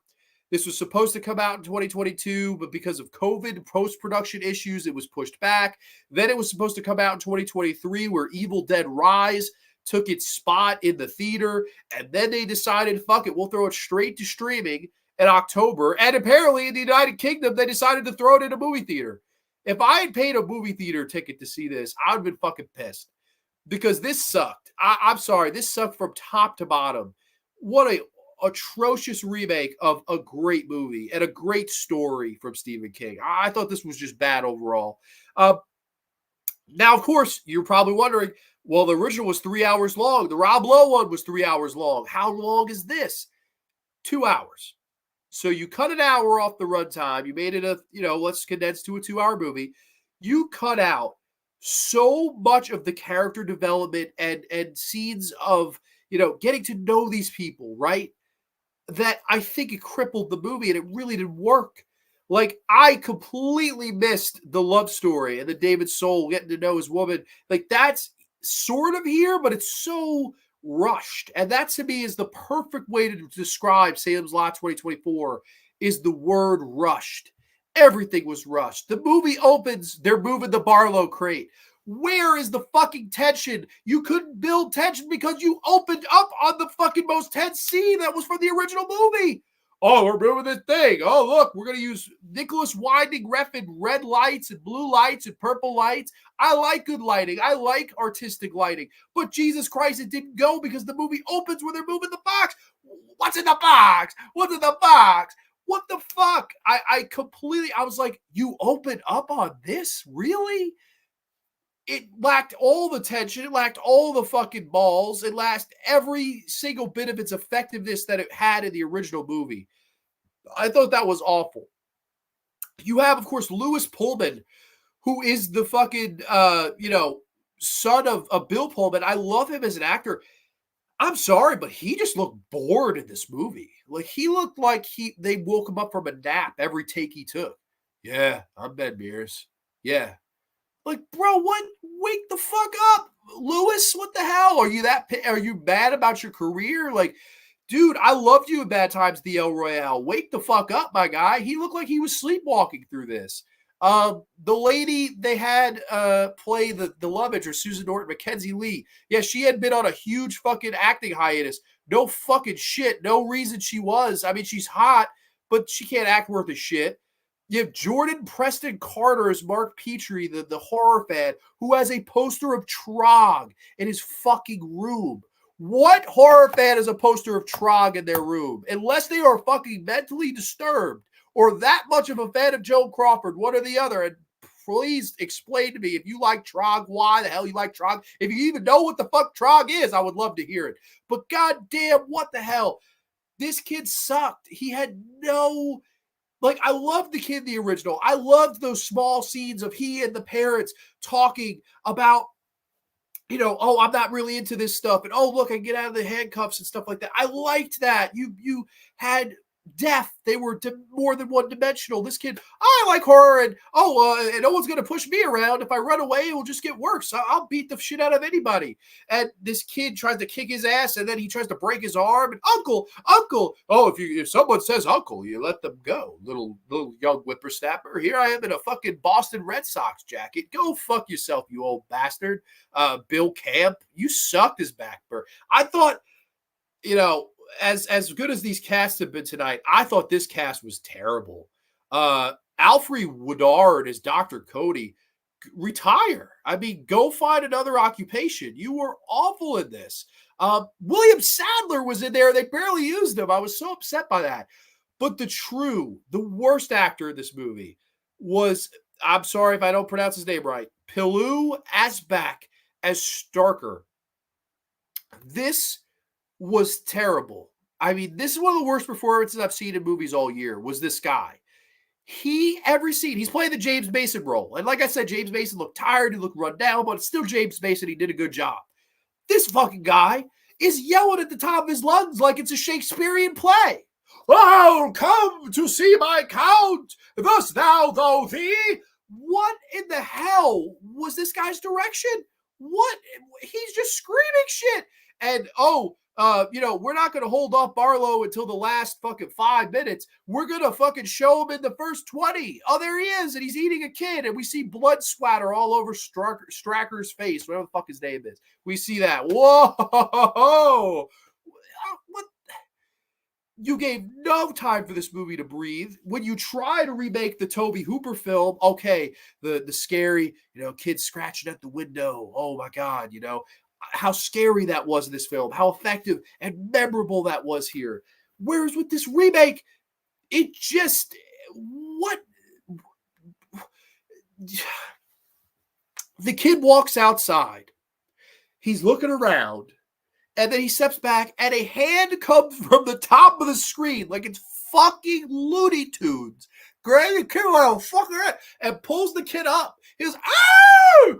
And then later they're in the hospital, and oh, I don't feel so good, Mom. I'm thirsty. And then the kid starts drinking blood. The mother screams, fucking the blood curdling scream, and then he's dead. It's so rushed. All that happens within like 2 minutes. It's like, he gets Looney Tuned off the screen. He goes to the hospital. I'm thirsty, Bob. What were you thirsty for? Were you thirsty for some ass? I don't know, but I was at the fucking halfway point of watching this shit. Then it's the funeral. Oh, it's the funeral. I'm so sad. I'm going to cry my fucking eyes out because his kid died. I knew him for about 3 fucking minutes, and the kid seemed like he was 5 years old, whereas in the fucking original, they actually had death, these characters. They were little kids. I mean, oh, God, it was so bad. I don't understand. I don't understand why this was so fucking rushed. And now you can say to me, well, Grande, they had to cut some things out. What do you want? Listen, if you cut an hour, you're cutting an hour out of a 3-hour movie. Understood. You're losing a lot of stuff. You're losing a lot of depth, dimension, character development. You're cutting out a lot. You're basically cutting off the movie's fucking dick. Let's be honest. You're cutting off his fucking dick. Could it be salvaged, though? Yeah, you had 2 hours. It's not like you cut it in half to an hour and a half. You still had 2/3 of the fucking time to play with this. And instead, let's cut out everything, open up on a scene where, again, Tobe Hooper earned that tension and payoff of the original, whereas here it's just a circle jerk to invite you in. We have a scene where they go to the drive-through, or the drive-in, if you will, where they're watching these movies. And Lewis Pullman and that's the town drunk. And you see the priest over there? He's getting drunk. Oh, that's the guy. He's cheating on his wife for the 8th time. What drive-in do you go to when you fucking everybody goes out their queue to get out of their car so you can tell him about how fucked up these people are? What? This is just lame, man. The fucking Jesus Christ. The scene of the burial where the kid, help, that's done. It's the pussy from the Last House on the Left remake, which I noticed. I was like, holy crap, that's the guy who played Junior in the Last House on the Left remake. Like, there he is. I thought that was pretty interesting. He gets his ass taken. I noticed that they really tried to be specific with the lighting in this movie. And while I appreciate that, and I thought visually there were times where it looked really good, it felt out of place in this movie. I don't know how to explain it. It didn't look bad visually. There were some scenes that looked breathtaking visually. But I don't think it fit this story because this story to me is all about its atmosphere and you weren't really able to capture it. Sure, do the colors look pretty? Absolutely. But I don't think they were working here in a way to build this movie's atmosphere and tension as a whole. I just thought that was such a letdown. I was like, man, you went for the technical, but it just doesn't mix with the story. I don't know. It was so let down. And then by the end, it's like, okay, we're going to team up. We're going to go there. There's the fucking finale at the drive-in. And I don't know. I thought this was so weak and rushed and just such a letdown if you're a fan of the original. And I watched them back-to-back nights, right? Like I watched the original Salem's Lot one night, then part 2 the next night. And then the following night, I watched this as the third night. I was so let down by this. I really was. I thought it was just so poorly done overall. I really wanted to like Lewis Pullman because I like him as an actor anyway. I thought he just seemed really out of it. I don't know. It just big letdown for me. I don't know. Salem's Lot, letdown. Let's see what you all have to say though. I'm very curious. Let's see. I think we were here. Did you like it, Grande? Yeah, no, I did not like it. I'm sorry. Bernsey hit me up. I don't know if it was yesterday or the day before, and he's like, man, I've never seen the original, but I did like the remake. And I was like, okay. And then I watched the remake, and I'm like, well, that makes sense, though. Because like if I had to see the original, maybe I would like this too.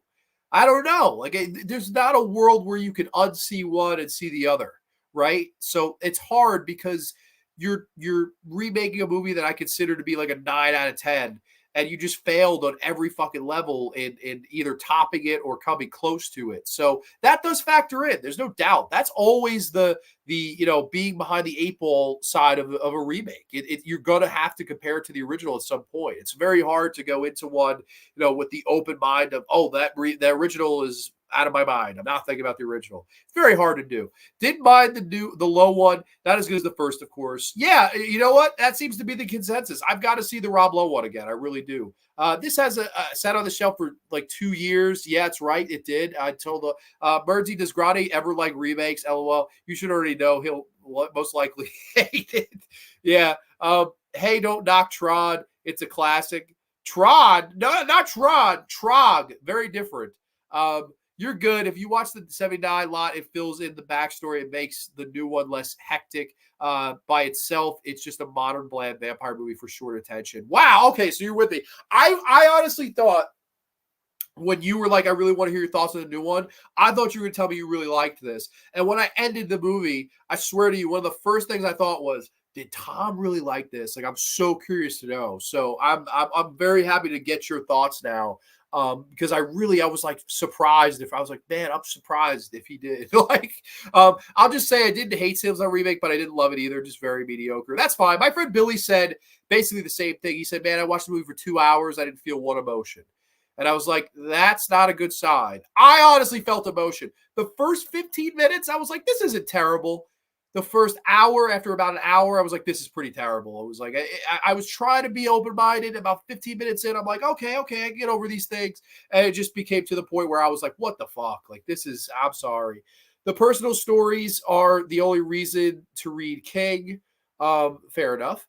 Let's see. I thought it was cool that the song Showdown by Gordon Lightfoot is used in the trailer. That song has been crying out loud to be used in a cool vampire movie. Did you see this in the theater, T? I'm so curious. I was hoping Barlow would say, I live in a van down by the river. And I'm smoking doobies with Gary Duberman because he's a fucking jabron who had only directed an Annabelle prequel, yet got the job to direct the fucking Salem's Lot remake that got put on the shelf for 2 years. God damn it. LOL. Grande Red. Love it. Yeah. Fuck this shit, man. I have a poster of Tron.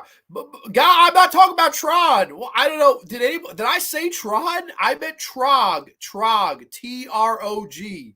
It's a piece of buggy shit. I think the whole thing changed tone after the 1 week later jump. Yeah, it just, I'm not gonna lie to you. 15 minutes in, I was sitting here like, okay. Like, I didn't particularly love the drive-in scene where they were, having, but I was like, okay, I appreciate you're going to make this love angle again. I appreciate it. It's not as organic. It doesn't have as much time to be organic. So I could forgive that. I guess I was, in the beginning, I was like finding things I could forgive. But about 15 minutes in, after that, I was like, man, this is just really poor. I was like, this is just so weak. I know what Trog is. I laughed my ass off so bad in a funny kind of way. Okay, I did say Trog. Yes, how do I say it? I don't know. Like he was in a different movie or maybe in another episode of Game of Thrones. Yeah, I was so thrown off by that performance. I was like, what is, like, there's a scene where he rolls up on the two little kids. He's like, could I offer you two gentlemen a ride? And I was like, what the fuck? Like, what? And they're like, no, thanks, mister. They go into and then later, when one of them's getting eaten, he's like, yeah, getting eaten. Yeah. I was like, what the fuck? Like, it's like he was yelling to a crowd or something, but there was nobody fucking there. This rant is hilarious. I'll be throwing this one on after the show. Oh, great. See, that's my rants, right? I give a decent review to the Langoliers. Fucking Grande hates it. Trog, it made him fucking almost have a fucking panic attack. I gotta watch that after the show. It went from I watched it this weekend too. I'll watch it after the show. Maybe I should rant on the movies I love, and then people maybe see them the same day. Maybe that's got to do like the reverse psychology. I saw this movie 2 days ago. I want those 2 hours back.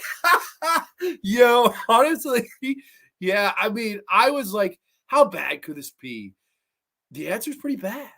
It was pretty weak. The fact that it took this long to come out was telling. Yes, absolutely. I don't know, man. you could have dropped this on streaming 2 years ago. Like, if you were ultimately that's where you went, why the hell did you wait 2 years? Maybe they waited to be 45 years later or 20 years after the Rob Lowe version. I don't know. But, for the people that were anticipating this and the fact that it did wait on the shelf for 2 years, if you were anticipating this that much, I mean, I can't imagine how let down you'd be. I honestly wasn't planning on watching this, but Tom is really good to me into the show, and he was like, "Hey, I'd really like to hear your thoughts on this." And I was like, originally, yeah, to do Salem's Odd retrospective, but then I thought maybe Stephen King, special, which I'm happy we did it this way. But yeah, no, this was a little weak, man. I'm hoping they release the 3-hour cut. Is there a 3-hour uncut version? Is that true? I did not see that. So what are you trying to say, Grande? I don't know. Yeah, Grande, tell me how you really feel. I ever. I've never seen any Salem's Lot, so it got me interested in the story. LOL, amazing rant. Oh, is it? I appreciate that. I always think you don't truly express yourself. Yeah, that's me. What's your rating out of 10? 3. I would give this a 3 out of 10. You had some interesting fucking colors. That was the highlight of your movie. Jeez, I don't know if I could give many of the actors. I thought the acting in this was really fucking weak, man. The scare sequences in this were weak. There's effort. It's not effortless. So I don't know. I would say like a 3 out of 10 for me. That's where it would be. King is hit and miss on movies. Darabont just did him justice. Oh, dude. Yeah, I mean, Shawshank Redemption and The Green Mile are two of the best. I mean, there's just no doubt about that. Frank Darabont's one of the best. I will say, it's funny you mentioned his name, as I was thinking about him the other day. You know what movie really let me down was The Majestic. I don't know if people remember that movie, but it was with Jim Carrey and Frank Darabont. And I'm thinking, how could this miss? And then you see the movie and you're like, man, what a fucking boring, overly long movie. And like, I know Jim Carrey has said that was the role that he was like least born to play. Like he said, he was like, that is the biggest regret of my career. And it's like, not even the worst movie Jim Carrey ever did, not even close to it.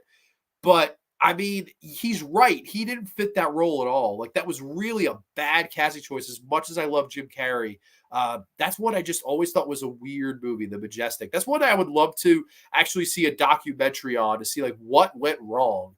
Like, why does that movie not hit? I have yet not seen it yet. After this, I will give it a miss. Okay, there you go. As years go on, it's more apparent what a great talent Tobe Hooper was. I agree with that wholeheartedly, man. Like, again, I shit on Tobe. Tobe's made his bad movies. He made a lot of bad movies. But like I said, the thing you can't forget, the thing you have to remember is that he did love this genre. He was never a guy that was trying to go to other places, right? Craven wanted to do other things. Carpenter wanted to do other things. Romero wanted to do other things.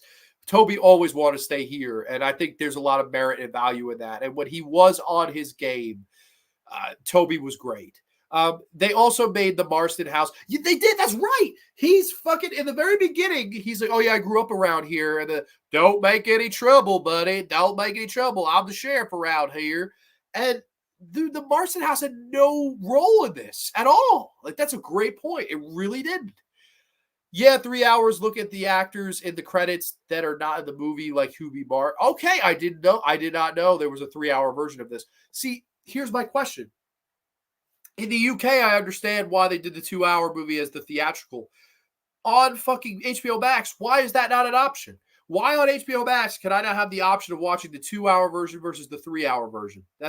Maybe the 3-hour version can help it. Like, granted, I don't know how much you could improve from a 3 out of 10, but I would be willing to bet that if you gave this thing time to breathe and stopped rushing everything, who knows? Maybe it would have hit a lot better. Maybe it'd be a 6 out of 10. I don't know.